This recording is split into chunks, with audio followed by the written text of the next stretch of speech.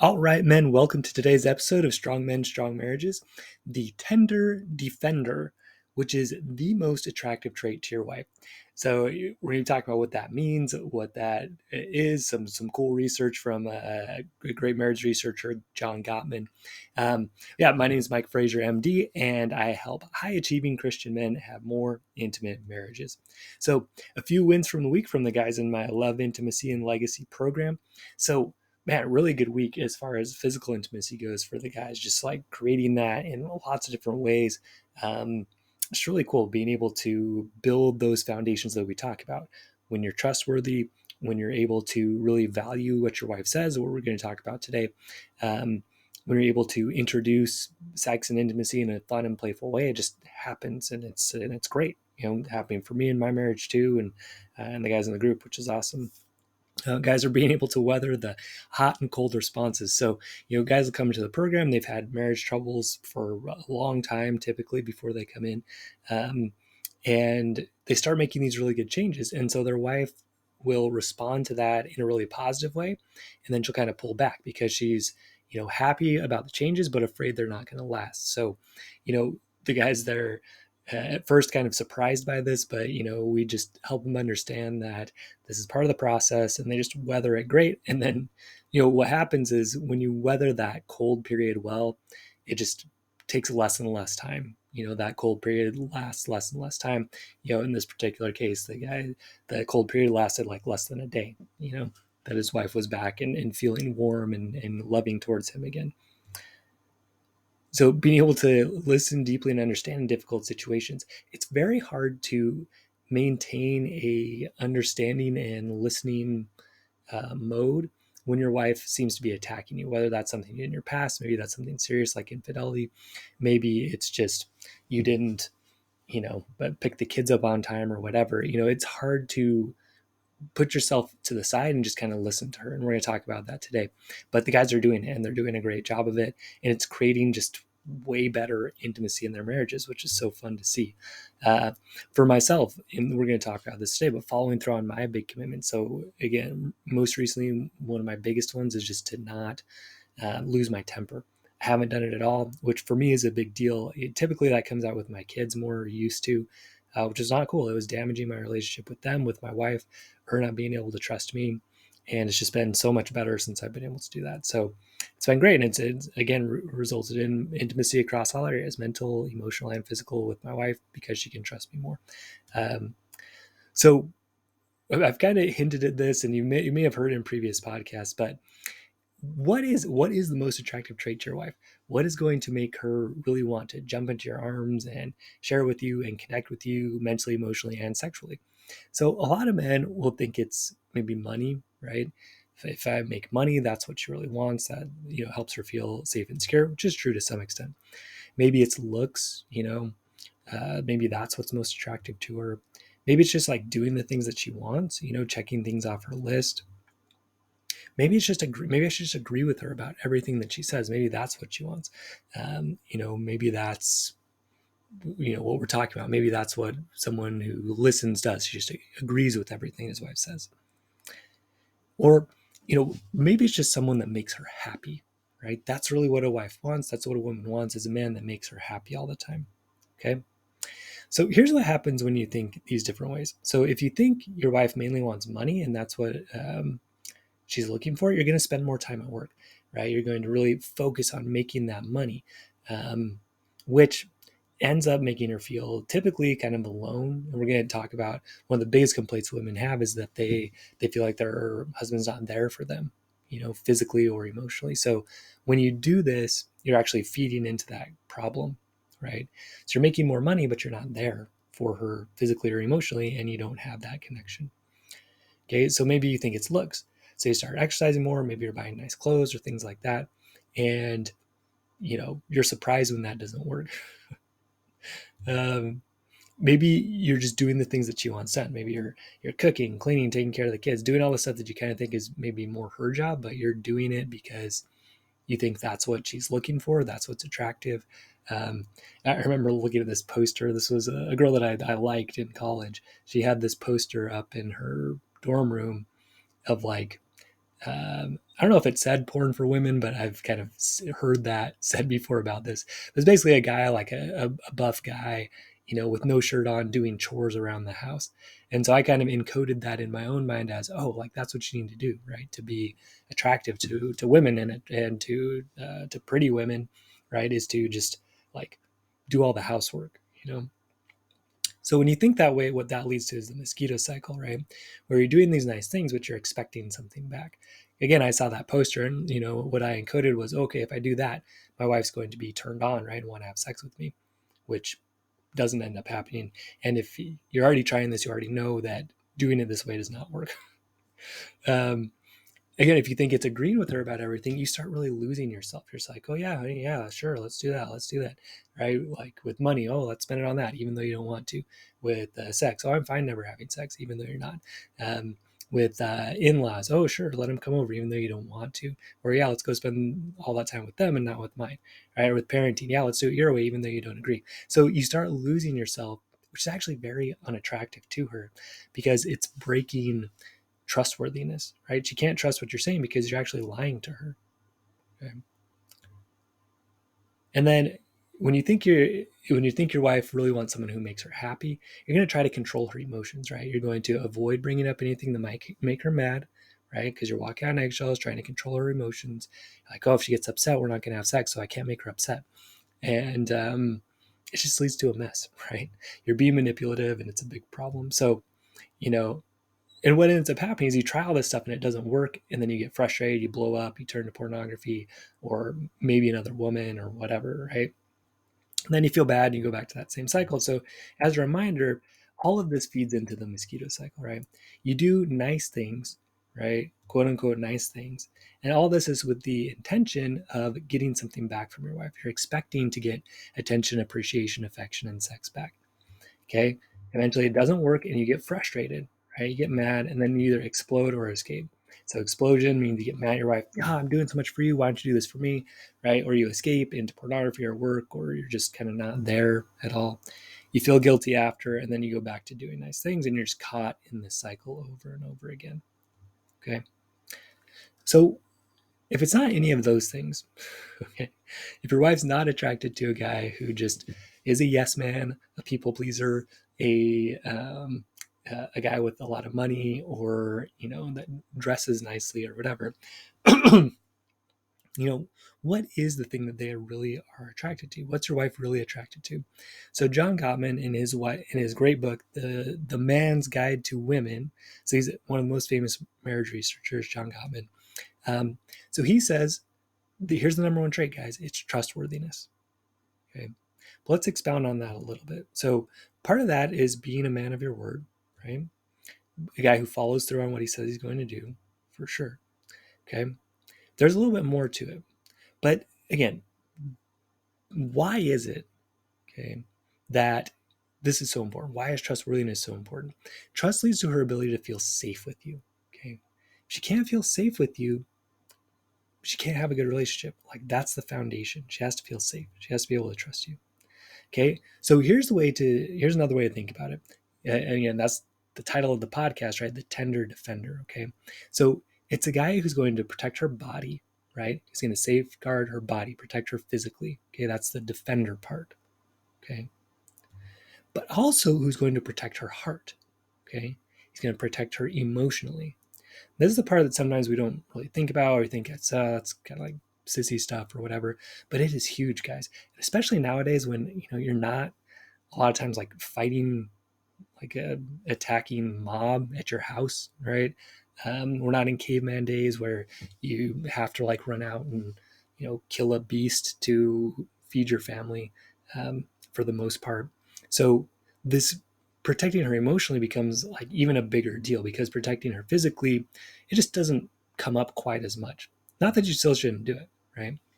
So ways to think about this is like a knight in shining armor. So you watch these like knight videos, these guys, they very well spoken, right? Writing all these poems and poems of love to their woman, right? But also they're very physically strong, right? And protecting, okay? Like a warrior and a poet, Or in the book Mate by Tucker Max, that's where I got this phrase from, a tender defender. I just like it. It rhymes. It's kind of fun. But yeah, you're tender, you're caring, but you're also a defender. And again, of her body and her heart, both. Okay. So talking about protecting her physically, like being that defender. So part of that is being wise with money, right? It is important that you're financially in a good spot, that you're not doing stuff that's stupid with your money, right? Being physically fit, in good shape, right? It is more attractive to a woman if you're in good shape versus super overweight or just not able to defend her. Again, there's sort of like a biological thing going on here where your wife kind of knows, okay, like if it came down to it, my husband probably couldn't really defend me physically, and that does decrease her sexual attraction to you. Okay, doing stuff like opening doors, pulling out chairs, walking on the side of the street that's like towards traffic, like all these things are signals like, hey, I'm here for you, I'm going to protect you physically. Okay, knowing how to fight, having some skill with firearms, okay, all these things are just kind of signals. Plus, they just feel good to you to know you could defend your family in that way if you needed to. Okay, standing up for her against other people. So if you watch any romantic movies, with your wife, or even like watch them for yourself, because you're going to see this come up, this tender defender idea. Okay, often the guy will maybe physically fight like somebody that's trying to attack her, or at the very least he's going to stand up for her, like to her family or to her friends, or okay, this is the other big part, even standing up to her, stand up to her for your principles. So in a lot of romantic movies, the woman will kind of like, I don't know, do something, be dishonest in some way, and the guy will call her out on it and basically say, hey, like that's not right, you need to live true to your principles here. And she's kind of mad at first, but then she respects him for it. Okay, so you know all of this just shows like, I'm willing to be strong, I'm willing to stand up for you and to you, and like basically for your best self. I'm willing to stand up for all of that. Okay, and then being sexually faithful, huge one, to show that you're going to defend her physically, right?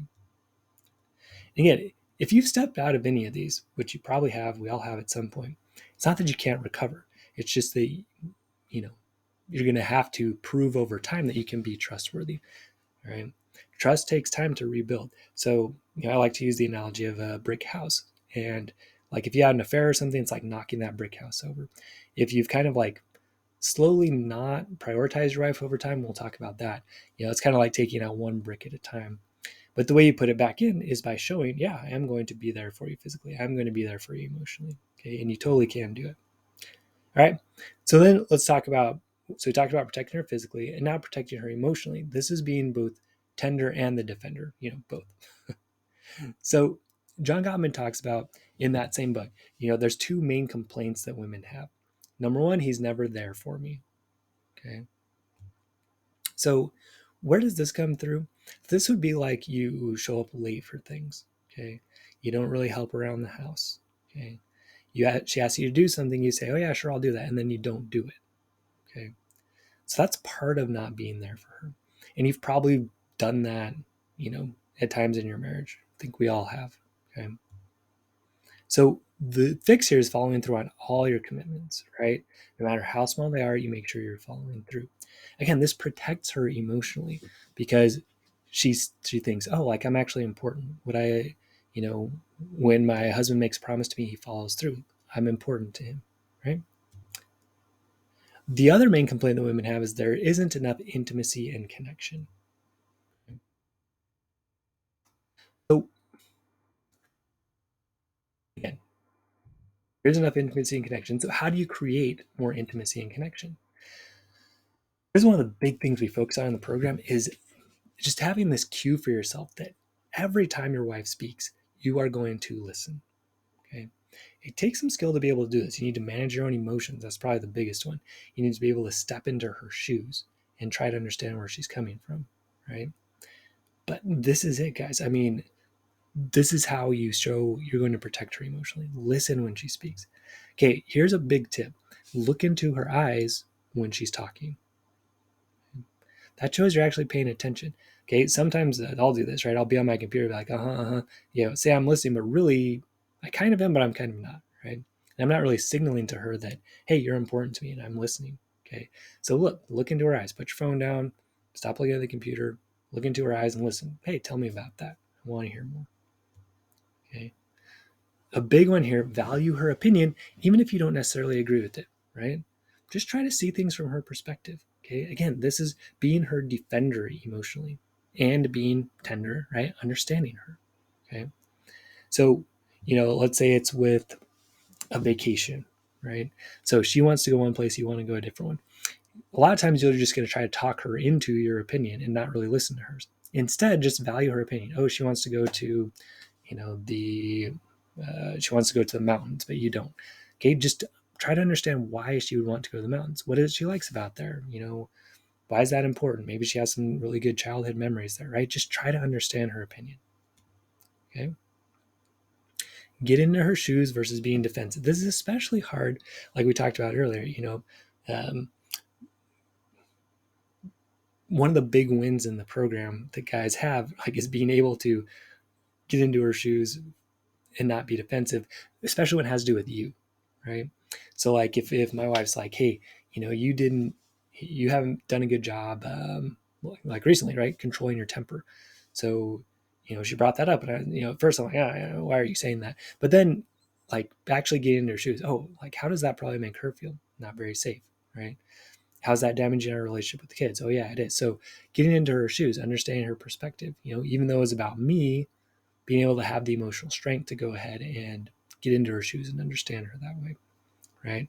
Versus saying, oh, well, you get mad at him too, or like, oh, you're causing these problems. Okay. So seeking first to understand. It's not that you never bring up your opinion, but first you try to understand her perspective, right?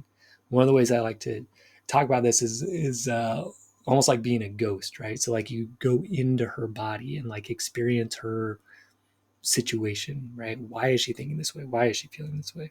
Okay. So, and this is a good tip. This comes from kind of the main model that I teach guys, right? Where our feelings come from our thoughts, you know?